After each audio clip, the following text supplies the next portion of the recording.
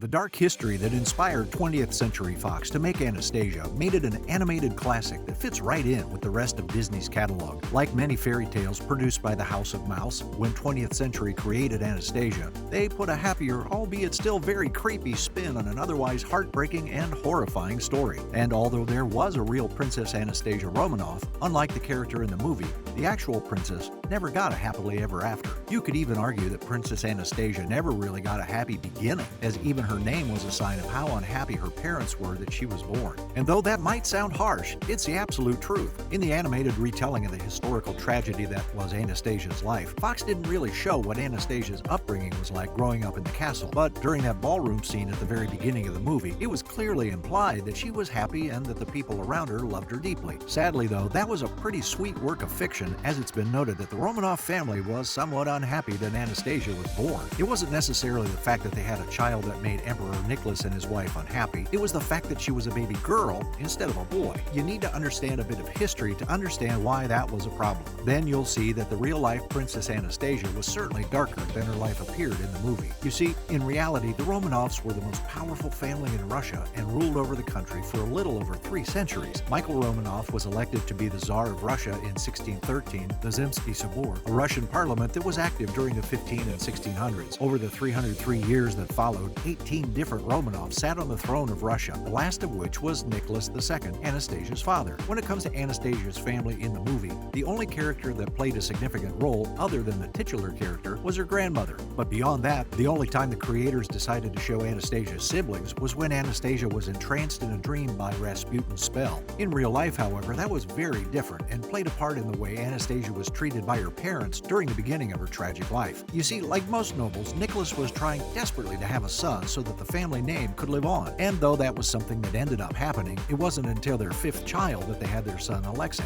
Anastasia was actually their 4th daughter, and by that point, it's sad to say, but her parents were tired of having girls, and you can tell this by the name they chose for their youngest daughter. Unlike Anastasia's sisters, Olga, Tatiana, and Maria, who all had traditional Russian names, the youngest daughter of the Romanov family was given a Greek name that's believed to mean resurrection. Some historians believe this was the family's way of willing their next child to be a boy and thus resurrecting the continuation of their monarchy. And that just shows that from the very moment of her birth, Anastasia wasn't what her family expected or wanted, which is much more depressing than the beautifully animated movie that her story inspired. Now, interestingly enough, the birth of Anastasia's little brother Alexei also opened up the door for Rasputin to waltz his way into the Romanovs' lives, which, much like in the movie, is what inevitably led to the end of the Romanovs' reign over Russia. In the movie Anastasia, Rasputin was depicted as a decrepit-looking sorcerer who, much like Maleficent, felt disrespected for not being invited to the royal family's ball. And though the deep connection that Anastasia's family had with Rasputin wasn't described in too much detail, at least not in the movie, he actually had very strong ties to the Romanov family.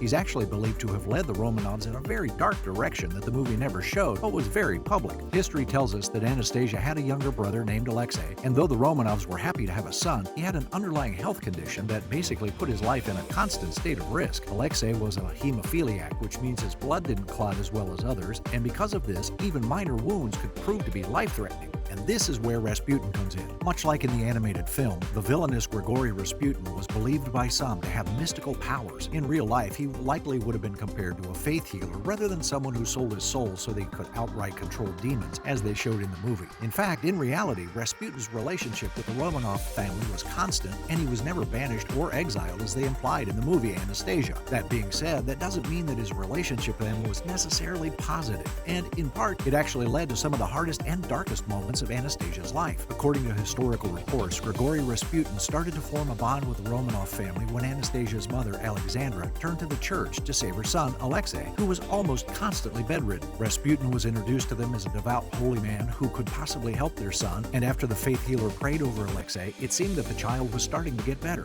Now, even if you don't believe in that sort of thing, the Romanovs definitely did, and because Rasputin was seemingly helping their son, they slowly began to hold him in high regard, which is something that the movie never showed fans. This gave Grigory Rasputin a lot of sway and influence over the Russian royal family, and that wasn't something that he hid. In fact, a lot of the Russian citizens at the time were displeased to learn that the Romanov family was even taking political advice from Rasputin, and that inevitably played a part in the overthrowing of their leadership and arguably the darkest portion of the real Anastasia's life. You see, it was rumored around the streets of Russia that Rasputin's influence was what led the Romanovs to get Russia involved in World War I, and this did not make the citizens happy. The movie may have made it seem like the political unrest in the streets was because of something Rasputin did directly, and while that was part of it, in reality, the people of Russia felt like Tsar Nicholas was not a fit leader because of his failures during the war. After getting involved in World War I, according to some historical records, Rasputin assured Anastasia's father that they would win as long as Tsar Nicholas was on the front lines with his men, and because of the holy man's influence on the Tsar, Nicholas agreed and led his soldiers into war,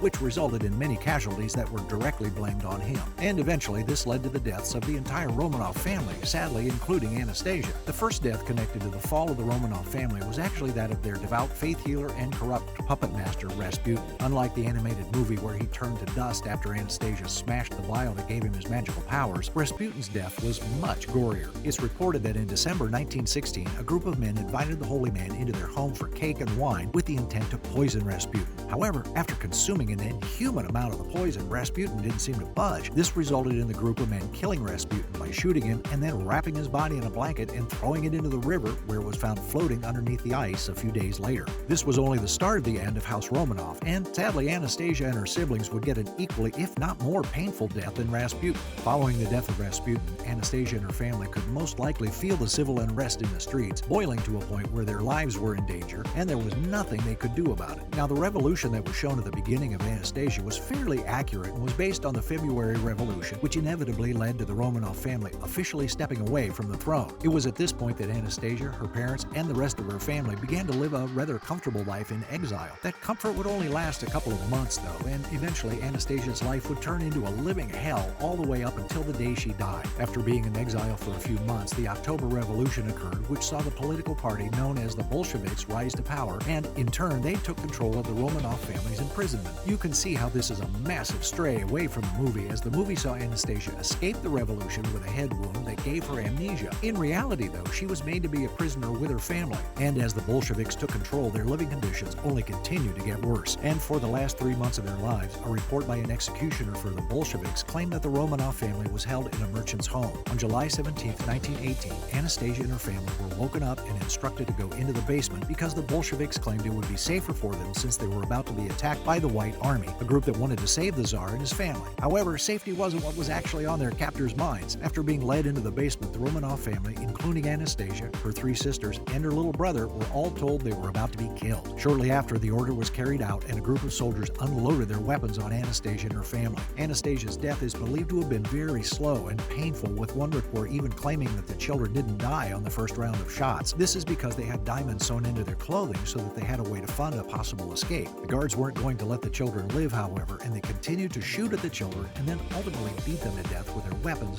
until the execution was complete. In this case, Anastasia clearly didn't get the happily ever after that she got in the animated classic. What do you think about the real origin of Anastasia's story? Would her life have been different if her family wasn't involved with Rasputin? Make sure you let us know in the comments below.